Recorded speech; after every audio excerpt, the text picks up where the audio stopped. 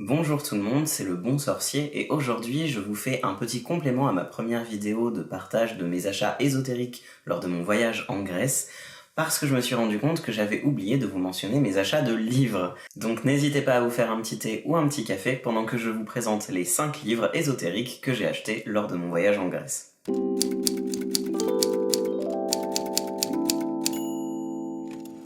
Alors je me permets quand même de préfacer cette vidéo en vous disant que je ne les ai pas encore lus, donc c'est vraiment du pur partage de shopping de livres, mais pour l'instant je n'ai pas encore vraiment mis mon nez dedans, donc je ne vais pas pouvoir vous partager mon avis vraiment concret sur ce qu'il y a à l'intérieur de ces livres.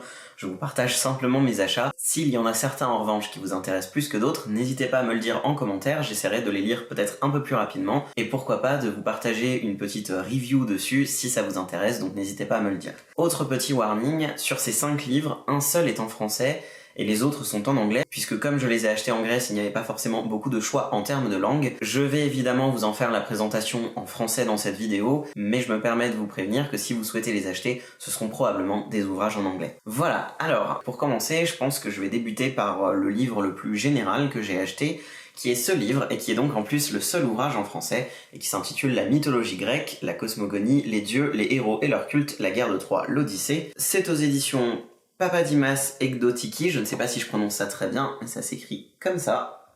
Et c'est écrit par quelqu'un qui s'appelle Spatari Elisabeth et qui est visiblement archéologue. Je vous mettrai de toute façon toutes les références, les noms d'auteurs, d'éditions et de noms d'ouvrages dans la description YouTube si ça vous intéresse. Et donc ça c'est je crois le premier livre que j'ai acheté sur place et c'est vraiment juste un livre très général sur la mythologie grecque. Je l'ai acheté parce que je l'ai pas trouvé très cher, de souvenir il était à 14 € et il est quand même plutôt épais. Et surtout c'est un livre avec beaucoup de ressources et notamment d'images, de cartes et de photos de musées et donc de vases, de statues, etc. et même de temples. Et personnellement dans ma bibliothèque je n'avais pas encore en fait un livre avec ne serait-ce que des images et autant de reproductions. J'ai quelques livres sur la mythologie grecque mais finalement j'en ai pas tant que ça qui brossent aussi large. J'ai la plupart des sources originelles, donc l'Iliade, l'Odyssée, etc.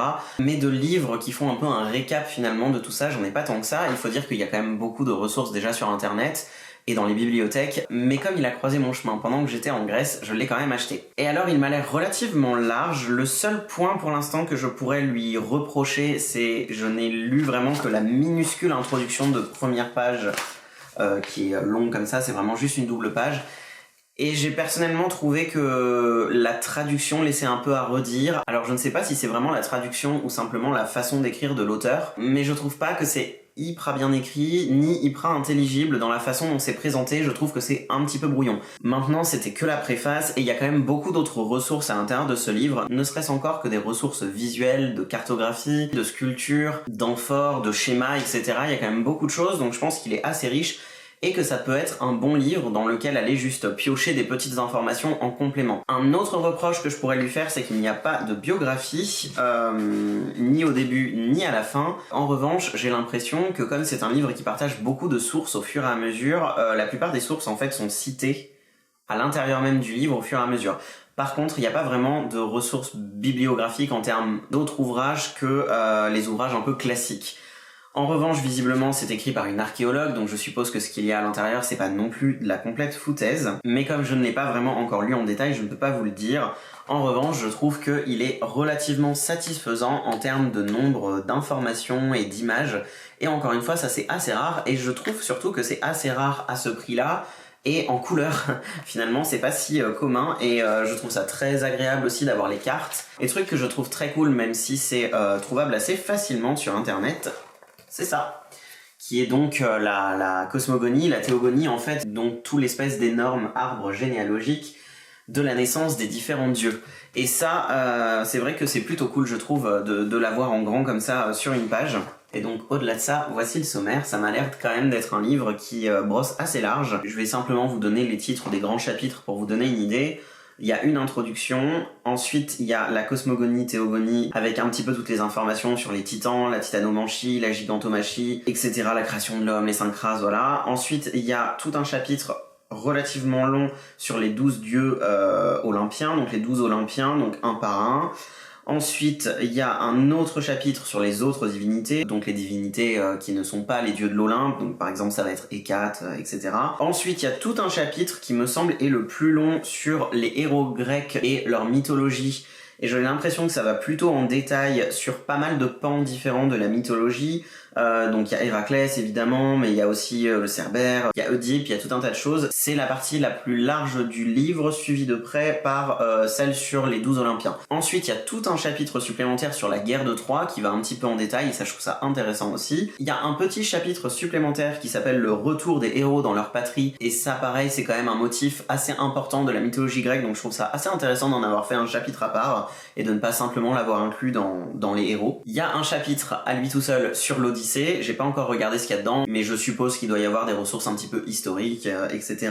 Et ensuite, il y a un dernier chapitre qui s'appelle le retour d'Ulysse. Alors je ne sais pas pourquoi c'est pas intégré dans le retour des héros dans leur patrie, mais sans doute par le nombre d'informations en fait qu'il fallait y inscrire. Il y a tout un chapitre quand même relativement long avec pas mal de sous-chapitres sur le retour d'Ulysse spécifiquement. Et il me semble pas qu'il ait mentionné vraiment de conclusion, mais voilà. C'est quand même un livre qui m'a l'air très agréable à feuilleter et avec beaucoup d'informations et aussi d'informations visuelles. Et c'est quelque chose qui je trouve manque souvent, notamment en couleur, dans la plupart des livres historiques ou la plupart des livres sur la mythologie grecque qui sont un peu pas trop chers et disponibles dans la plupart du commerce. Et je trouve que ces éléments visuels sont quand même importants pour apprendre à reconnaître les dieux, pour en apprendre davantage sur leur représentation et le symbolisme qui y est accolé. Donc voilà, je ne l'ai pas encore lu en entier, de toute façon je pense que c'est quelque chose dans lequel j'irai plutôt picorer au fur et à mesure, mais ça c'était mon premier achat de livre. Un deuxième livre que j'ai acheté et qui n'est pas foncièrement ésotérique en soi, mais finalement comme celui sur la mythologie grecque, qui ne sont pas forcément 100% sur de l'ésotérisme, mais qui quand même en parlent et qui me semble de toute façon important pour nourrir une pratique sur l'hellénisme. C'est ce livre qui lui donc est en anglais, comme les 3 autres que j'ai achetés, et qui s'appelle Dogs in the Athenian Agora, donc ce qui se traduit évidemment par les chiens dans l'agora d'Athènes, et c'est par l'American School of Classical Studies at Athens, donc l'école américaine des études classiques à Athènes, et c'est vraiment un très petit livret qui était très peu cher, que j'ai acheté évidemment dans la boutique du musée de l'Agora d'Athènes, et j'ai l'impression qu'ils en avaient fait quelques-uns. Il n'y avait pas beaucoup de stock dans la boutique du musée qui était vraiment très très petite, et c'était l'un des seuls qu'il y avait, et qui leur restait en tout cas, et que j'ai trouvé très très intéressant. Il y a quand même un nom que j'ai pas mentionné, Colin M. Whiting, que j'inscrirai dans la description, et qui est peut-être, je suppose, le directeur, soit le directeur de l'école, soit celui qui a le plus chapeauté l'ouvrage. Je ne connais pas spécifiquement, mais voilà. Ça c'est un livre, comme son nom l'indique, sur les chiens au centre de l'Agora d'Athènes. Alors ça paraît un achat un peu random, et pourquoi est-ce que je le classifie comme un achat ésotérique en soi? Alors en premier lieu parce qu'il y a quand même une partie importante du livre qui parle évidemment des chiens dans la mythologie, leur place dans la mythologie, et notamment tout un pan sur Artémis et Hécate évidemment, mais aussi sur Héraclès et même sur Anubis. Mais aussi ça parle de la place des chiens et de leur importance dans le symbolisme à la fois de la vie et de la mort chez les Athéniens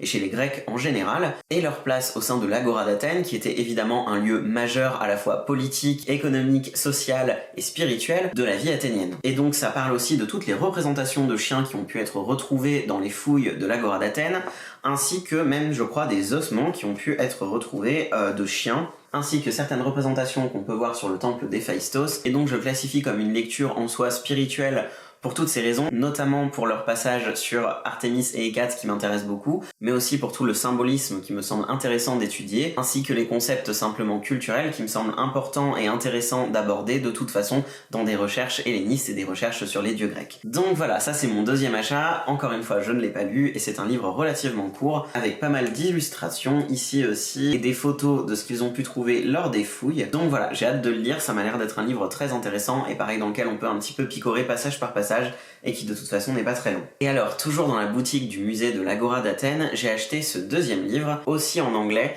qui s'appelle Elesis and the Elegian Mysteries, par George I. Milonas, aux éditions Ciceron Tales ou Ciceron Tales, je sais pas exactement comment ça se prononce. Encore une fois, il y aura les références dans la description. Et donc, pour les non-anglophones, le titre se traduit par Elesis, et les mystères élésiens donc. Alors c'est un livre assez épais et relativement académique puisqu'il est écrit par un professeur et chercheur d'université de l'université de Washington, si j'ai bien saisi. Et donc pour ceux qui ne savent pas, Élésis c'est une ville pas très loin d'Athènes, dans laquelle avait lieu durant l'Antiquité qu'on a appelé des cultes à mystère, des genres de sociétés ou de groupements spirituels secrets dans lesquels il y avait tout un tas d'initiations. Et Élésis était un point central des cultes à mystère lors de l'Antiquité, notamment dans le temple de Déméter, où on y vouait évidemment un culte à elle, ainsi qu'à Perséphone, mais aussi à d'autres dieux, notamment je crois à Hadès et Dionysos. Et donc c'est un pan un petit peu moins connu de la spiritualité helléniste, puisqu'il s'agissait, comme son nom l'indique, de cultes relativement secrets, où il y avait tout un tas d'initiations, et surtout relativement différents des autres cultes qui pouvaient être rendus à ces dieux-là dans d'autres parties de la Grèce. Donc c'est un livre qui m'a l'air relativement complet, mais je vous préviens aussi, peut-être un peu indigeste si vous n'avez pas un très bon niveau d'anglais, parce que c'est de la littérature scientifique, de la littérature universitaire, et pour ceux qui ont déjà mis leur nez dans ce genre de littérature, même en français, quand on parle français, ça peut être un langage auquel on n'est pas forcément très habitué, donc si vous n'avez pas un très bon niveau d'anglais,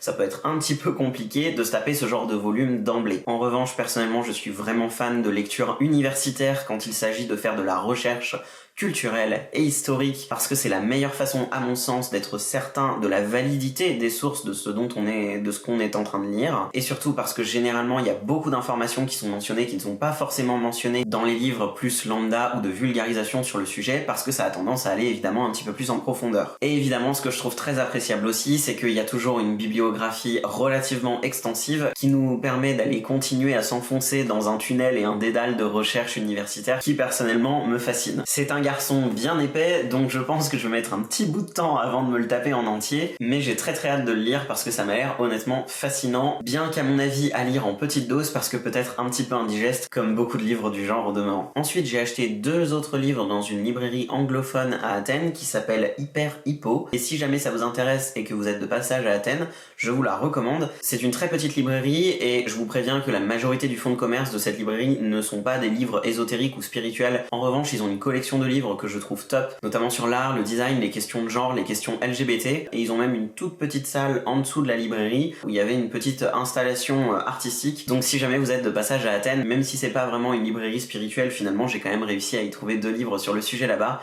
Je vous le conseille parce que j'ai vraiment bien aimé, et surtout c'est une librairie majoritairement, voire 100% je crois anglophone.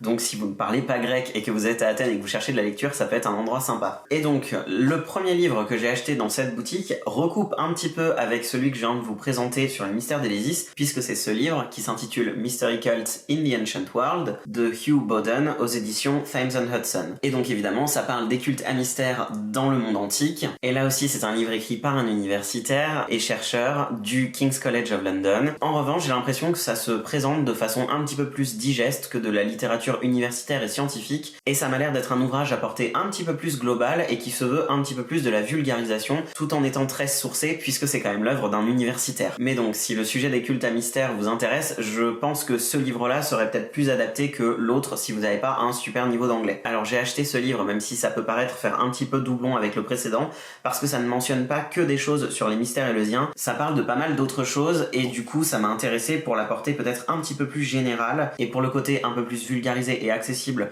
que ça m'a l'air d'être en termes de lecture, parce que du coup je pense que celle-ci, je risque de me la taper un petit peu plus rapidement que l'autre, et encore une fois ça brosse un petit peu plus large, même si évidemment ça va peut-être un petit peu moins en profondeur universitaire et historique sur certains sujets, sachant qu'à titre personnel je n'ai encore jamais lu d'ouvrage 100% sur les cultes à mystère, donc je pense que ça risque d'être l'une de mes potentielles premières lectures de tout ce que j'ai acheté en Grèce, au moins de bout en bout en tout cas. Donc voilà, c'est un livre qui m'a l'air très intéressant et de brosser assez large, qui m'a l'air de parler globalement de différents rites, de différents cultes à différents dieux. Il y a tout un chapitre sur Dionysos, sur la mère des dieux, sur Isis, sur les différents sanctuaires des cultes à mystère en Grèce, etc. Donc ça m'a l'air très intéressant et j'ai très hâte de me mettre à le lire. Et on arrive enfin au dernier livre que j'ai acheté en Grèce, toujours du coup à la librairie Hyper Hippo, et d'ailleurs c'est de la même édition que l'autre, c'est de Thames & Hudson, et ça s'appelle Ancient Magic in Greece and Rome, et c'est de Philippe Matizak, je sais pas si je le prononce très bien, mais voilà, je le trouve magnifique honnêtement. J'avoue que même s'il ne faut pas juger un livre par sa couverture, quand j'ai vu ce livre je l'ai trouvé tout de suite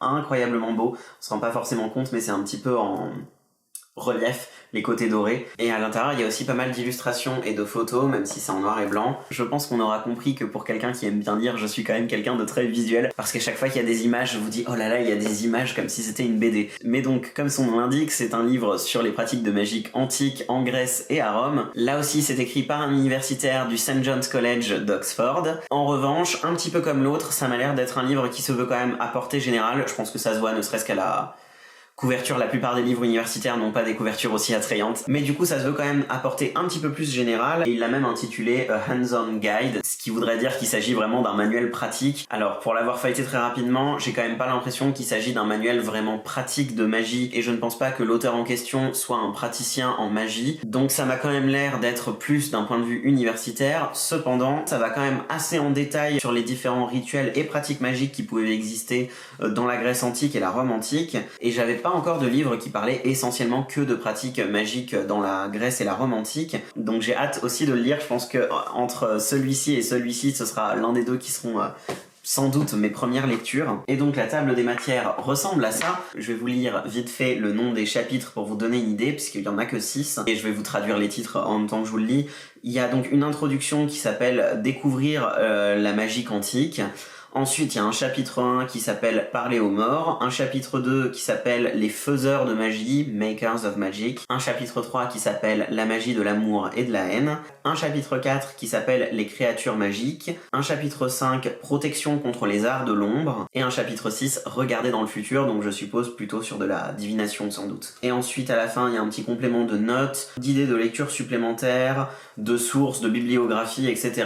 Et là, encore une fois, on sent que c'est un universitaire, puisque la bibliographie est relativement épaisse, ce qui, encore une fois, pour moi est toujours une grande joie, même s'il faut que j'arrête de dépenser mon argent dans des livres. Ça me fait toujours plaisir d'avoir une liste de sources fiables et qui vont me permettre de continuer à apprendre à la fin d'un livre, donc voilà. Mais donc voilà, c'est un livre qui se veut en tout cas un manuel pratique, même si encore une fois, je n'ai pas l'impression que c'est écrit vraiment par un praticien en magie. En tout cas, le 4e de couverture nous vend ça comme un livre qui va nous apprendre à exorciser les démons et éloigner le mauvais œil, qui va nous apprendre à nettoyer notre maison d'esprits un petit peu envahissants, à déchiffrer des prophéties, à créer des maléfices, à appeler les morts et à voir le futur et lire les entrailles d'animaux. Un programme bien chargé, donc voilà, c'est un livre qui m'a l'air quand même très intéressant et qui m'a l'air de brosser relativement large. Et donc voilà, ça c'est les 5 livres ésotériques que j'ai achetés en Grèce. C'est les 5 livres que j'ai achetés en Grèce tout court d'ailleurs, parce que j'y ai pas vraiment acheté d'autres livres. Je vous laisserai donc toutes les références des ouvrages, des maisons d'édition et des auteurs dans la description juste en dessous, et je vous laisse me dire éventuellement dans les commentaires s'il y en a certains qui vous intéressent peut-être plus que d'autres, voir si vous avez envie d'une review sur certains, et ma première lecture sera sans doute l'un de ces deux-là. J'attends de finir certains livres que j'ai en cours avant, mais du coup n'hésitez pas si vous avez peut-être envie que j'en commence un avant l'autre, pour peut-être vous partager une petite review à un moment donné dessus. En tout cas, j'espère que ce petit complément de vidéo vous a plu. Quand je vois la longueur que ça fait, je me dis que j'ai probablement eu raison finalement de ne pas les inclure dans ma première vidéo de ce que j'avais acheté en Grèce. Je vous remercie d'avoir regardé cette vidéo jusqu'au bout. N'hésitez pas à vous abonner à ma chaîne si vous voulez savoir quand je poste de prochaines vidéos. Je pense que je vais continuer à vous partager des petites informations sur la magie, sur mes lectures, etc. Et en attendant, vous pouvez aussi me retrouver sur TikTok, Instagram et Threads, notamment Instagram et TikTok sur lesquels je poste relativement souvent, Alt le bon sorcier. Tous mes liens sont dans la description si besoin, et moi je vous dis à bientôt. Ciao.